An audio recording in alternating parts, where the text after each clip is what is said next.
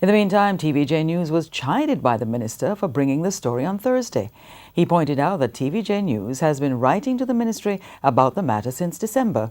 He told journalists that a senior member of the National Security Framework was dispatched to TVJ to discuss the matter. He said the airing of the story could cause other potential informants from coming forward with information about criminals and crimes. We have to be mindful that when persons come forward to the national security architecture to provide information, we have a duty of care to give some level of protection. Because we live in a high crime society and a lot of persons are hesitant to come forward to give information. We therefore have a duty, and when the state takes a journalist into its confidence and share confidential information, one would expect that it would be treated in a certain way.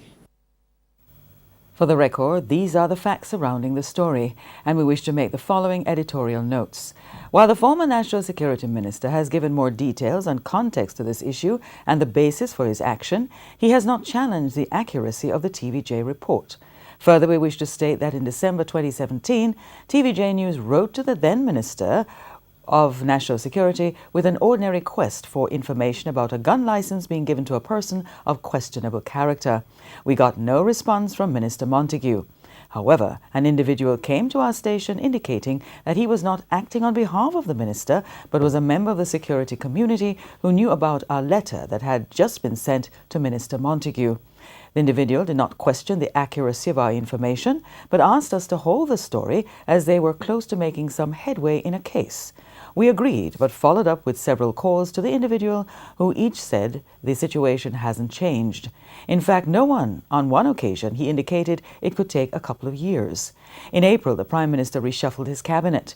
We were never told that the firearm license was originally granted and then revoked under the previous administration. That would have been an important point to report.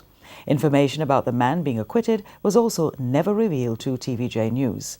Additionally, the man in question left the island in December last year, 8 months before we aired our story, and therefore raises questions about how our report last night could have threatened his security. TVJ News did not and will not reveal the man's identity.